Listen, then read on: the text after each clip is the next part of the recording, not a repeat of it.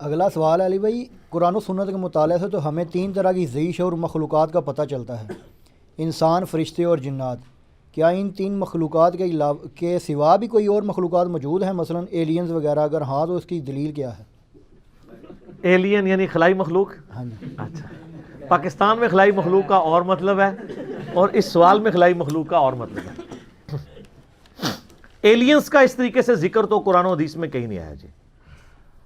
قرآن و سنت میں تین طرح کی مخلوقات کا ذکر ہے، سورۃ الحجر میں، سورہ الرحمن کے اندر، اور کئی صورتوں میں جنوں اور انسانوں کا ذکر ہے۔ بلکہ سورہ رحمان میں تو 31 ٹائمز اللہ تعالیٰ نے ان دونوں گروہوں کو ایڈریس کیا ہے۔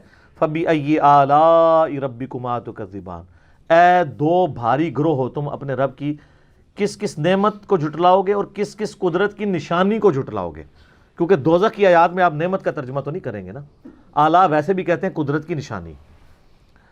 اس میں بھی آتا ہے نا، خلق الانسان من صلصال کالفخار، ہم نے انسانوں کو پیدا کیا کھنکھناتی ہوئی خشک مٹی سے۔ وخلق الجان من مارج من نار، اور جنوں کو پیدا کیا ہے آگ کی لپٹ سے، اور آگ میں بھی فلیم کے جو اوپر والا ان سین فلیم ہوتا ہے۔ آپ اگر آگ روشن کریں نا، ایک موم بتی بھی جلائیں، ایک فلیم آپ کو یلو کلر کا نظر آ رہا ہے، ایک اس کے اوپر بھی ہلکا سا آپ کو یوں ہلتا ہوا ٹرانسپیرنٹ آر پار جس کے نظر آتا ہے، اس فلیم سے جن پیدا ہوئے ہیں، اس لیے جنات آپ کو نظر بھی نہیں آتے۔ اور سورۃ الحجر میں آیا کہ جنوں کو ہم نے انسانوں سے بھی پہلے پیدا کیا تھا۔ اور مسلم شریف میں حدیث ہے کہ اللہ تعالیٰ نے انسانوں کو مٹی سے، جنات کو آگ سے، اور فرشتوں کو نور سے پیدا کیا۔ تو یہ تین ذی شعور مخلوقات کا ذکر آتا ہے جن میں عقل ہے، جو اپنی مرضی سے کام کرتی ہیں۔ ان میں فرشتوں کی ایکسیپشن ہے کہ مرضی سے صرف وہی کام کرتی ہیں جو اللہ ان کو دیتا ہے، دوسرا نہیں۔ لیکن جن اور انسانوں کے پاس اختیار ہے، چاہے تو برائی کا راستہ اختیار کریں، خواہ وہ اچھائی کا راستہ اختیار کریں، وہ اللہ نے ان کو اختیار دیا ہوا ہے۔ پکڑ آخرت میں ہوگی پھر۔ اس کے علاوہ کسی مخلوق کا ذکر نہیں، لیکن اشارتاً سورۃ المدثر کی ایک آیت میں ذکر ملتا ہے، جس کی وجہ سے یعنی محدثین کا، مفسرین کا یہ موقف ہے کہ اللہ تعالیٰ کی کچھ ان سین مخلوقات ایسی کائنات میں موجود ہیں جن کا اللہ تبارک و تعالیٰ نے اجمالاً ذکر کر دیا ہے، لیکن ان کی ڈیٹیلز ہمیں نہیں بتائی ہیں۔ یہ سورہ المدثر کی آیت نمبر ہے 31، اعوذ باللہ من الشیطان الرجیم، کافی لمبی ہے، جس میں وہ دوزخ پہ 19 فرشتے ہیں نا، اس کے کانٹیکسٹ میں اللہ تعالیٰ نے ذکر کرتے کرتے نا اس کو کنکلوڈ کیا، وَمَا يَعْلَمُ جُنُودَ رَبِّكَ إِلَّا هُ، اور تیرے رب کے لشکروں کو اس کے سوا کوئی نہیں جانتا، یعنی اللہ کی مخلوقات کو اللہ کے سوا کوئی نہیں جانتا۔ تو کئی ایک مخلوقات ہیں، آپ وہ حدیث نہیں آپ کو یاد بخاری مسلم کی کہ وہ جو عقبہ بن ابی معیط تھا بدبخت، جس نے نبی علیہ السلام کے اوپر لا کے اوجڑی رکھی تھی، تو وہ جو بخاری حدیث میں، آپ مسلم میں بھی حدیث موجود ہے، اور قرآن پاک میں اشارتاً ذکر ہے سورہ علق کے اندر ابو جہل کے بارے میں۔ ابو جہل نے ڈیوٹی لگائی تھی نا اس کی، کہ اللہ تعالیٰ ماتا ہے اس کو پیشانی کے بالوں سے ہم گھسیٹیں گے آگ کی طرف، ابو جہل کو، کہ یہ ایک بندے کو صرف اس لیے اس کے ساتھ لڑائی کرتا ہے، اس کو تکلیف دیتا ہے کہ وہ اپنے رب کے حضور نماز کے لیے کھڑا ہوتا ہے۔ بخاری مسلم میں اس کانٹیکسٹ میں ایک حدیث موجود ہے کہ ابو جہل جو ہے وہ نبی علیہ السلام نماز کی حالت میں تھے کہ وہ آگے بڑھا اس لیے کہ آپ علیہ السلام کے اوپر کو بھاری پتھر پھینک دے تاکہ آپ کو شہید کیا جائے، پھر ڈر کے پیچھے ہٹ گیا۔ تو بعد میں لوگوں نے پوچھا کیا ہوا، تو اس نے کہا کہ میرے اور نبی علیہ السلام کے درمیان ایک بہت بڑی کھائی حائل میں نے دیکھی، اور ایک میں نے پروں والی بڑی عجیب و غریب شکل کی مخلوق دیکھی، اور مجھے لگتا تھا میں ایک قدم آگے بڑھا تو یہ میرے تکہ بوٹی کر دے گی۔ یہ حدیث بخاری میں بھی ہے، مسلم میں بھی۔ اب وہ مخلوق کیا تھی؟ اللہ کی مخلوقات ہے۔ دوزخ کے اندر اللہ تعالیٰ نے جو انسانوں کے اوپر مخلوقات مسلط کرنی ہے، وہ سمجھانے کے لیے نا کہ وہ اللہ تعالیٰ فرماتا ہے کہ وہ اونٹ زرد اونٹوں کی مانند جو ہے وہ شعلے ہوں گے۔ پھر اژدہا کا ذکر موجود ہے، سانپوں کا ذکر موجود ہے بخاری مسلم کے اندر۔ وہ اللہ کو پتہ ہے کون کون سی مخلوقات، وہ یہ والے سانپ تو نہیں ہے، یہ سانپ تو آگ میں مر جائیں، وہ کون سے سانپ ہیں؟ تو اللہ تعالیٰ کی مخلوقات بے شمار ہیں۔ کوئی بندہ اس روئے ارض پہ آپ چھوڑ دیں ذی شعور کو، اس روئے ارض پہ مخلوقات سائنس نے آپ کو بتایا کتنی ہے، 2 ملین سپیشیز ہیں، 20 لاکھ مخلوقات صرف روئے ارض پہ ہیں، اور یہ وہ ہیں جو ڈسکور ہوئی ہیں، یہ کاؤنٹنگ تو چل رہی ہے. تو یہ آیت آپ کو سمجھ آئے گی تیرے رب کے لشکروں کو اس کے سوا کوئی نہیں جانتا. باقی جو فلموں میں اور کہانیوں میں اور افسانوں میں ایلین مخلوق کا ذکر کرتے ہیں، جی ادھر آئی، یہ کر گئی، وہ کر گئی، تو یہ تو ہالی ووڈ کی فلموں میں ہے. جب تک فزیکلی کوئی چیز سامنے نہیں آتی کوئی پروڈیوس نہیں کرتا. اور سر یہ کہانیاں آپ لوگ بھی کروا رہے ہوتے ہیں. خانہ کعبے میں ایک فرشتہ دیکھا گیا، وہ ایک کو روشنی سی نظر آتی ہے، تو وہ تو سر ہمارے سی سی ٹی وی کیمرے میں آپ کو چھوٹے چھوٹے وہ فرشتے نظر آ رہے ہیں. رات کے وقت اس ملک میں جو پولوشن ہے وہ اڑتی بھی جب آپ کو نظر آتی ہے، چونکہ یہ ایچ ڈی کیمرے لگے ہوئے ہیں نا، تو نائٹ ویژن کیمرے، تو آپ کو ذرات اتنے اڑتے ہوئے نظر آئیں گے. تو وہ مجھے جب بھائی پوچھتے ہیں کیا میں نے کہا فرشتے ہیں نا، یعنی انڈیا پاکستان بنگلہ دیش فرشتے نے، سائنس دی زبان فرشتے کوئی نہیں نے، یہ تو انہوں کہانی کرائے گی. فرشتے تو اپنی جگہ ایک مخلوقات ہیں، لیکن فرشتے جو ہیں وہ ایسی مخلوق ہیں کہ اللہ تبارک و تعالیٰ نے اس فزیکل ورلڈ سے ان کو ایک الگ مخلوق کے طور پہ رکھا ہوا ہے.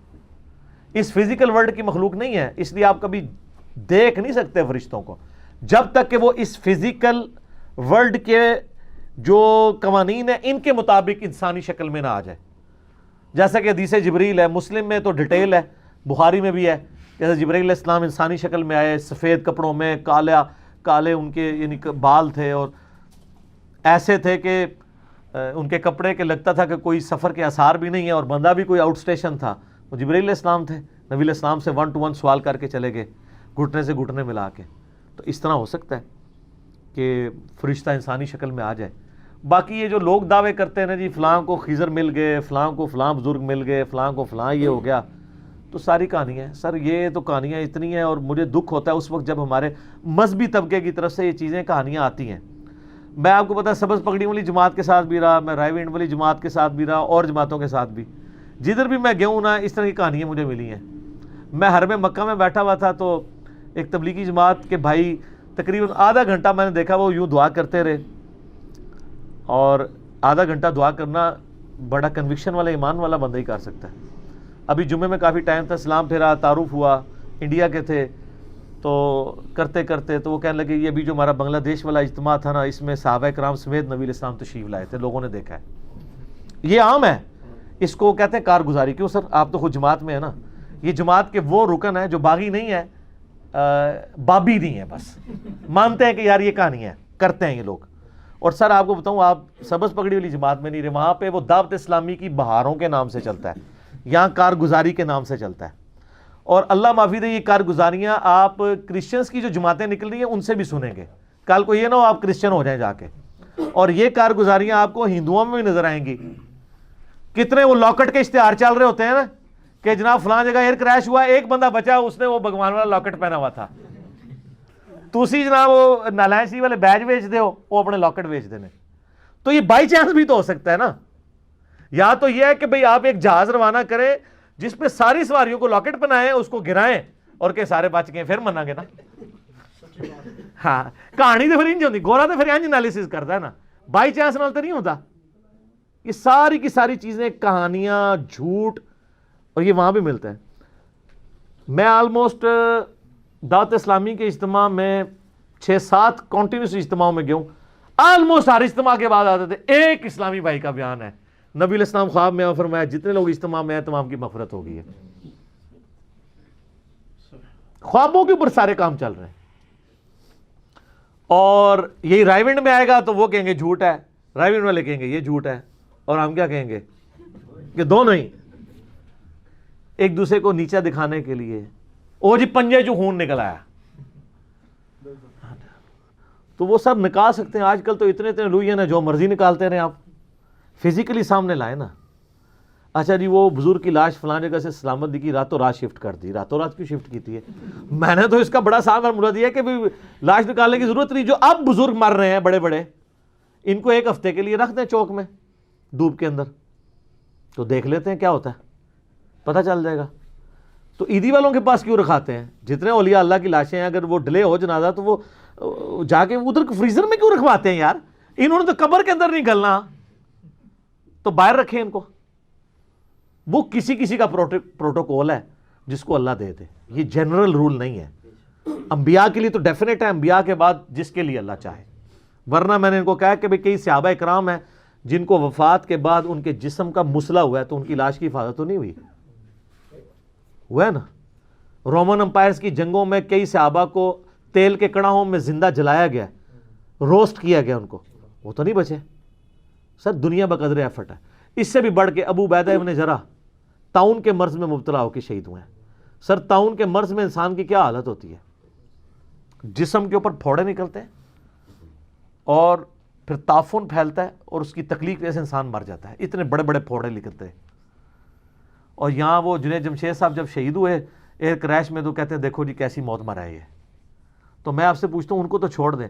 ابو عبیدہ ابن جراح طاعون کے مرض میں فوت ہوئے, اور وہ شخص جس نے یرموک کے اندر رومن امپائر کو گھٹنے ٹیکنے پہ مجبور کیا, بیت المقدس جس کے ہاتھوں پہ فتح ہوا, اور حضرت عمر ان کو آخری وقت تک خط لکھتے تھے کہ تم واپس مدینے آؤ, میں اپنے بعد تمہیں خلیفہ بنانا چاہتا ہوں, لیکن وہ 18 ہجری میں شہید ہو گئے.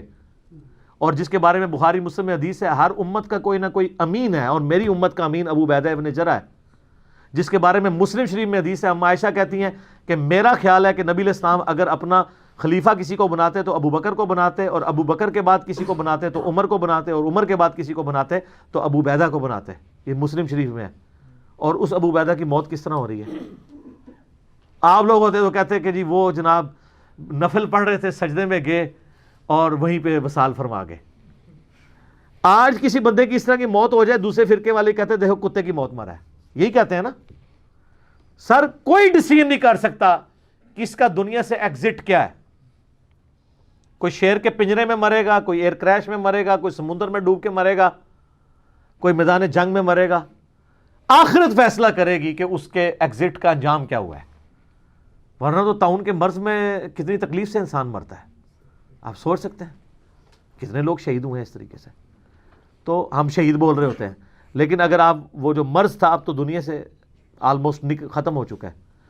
تو لیکن وہ جس طرح موت ہوتی تھی, جو پھوڑے نکلتے تھے اور جو تکلیف آتی تھی وہ کوئی سوچ بھی نہیں سکتا. تو یہ لوگوں نے اپنے اپنے کرائٹیریا بنائے ہوئے ہیں.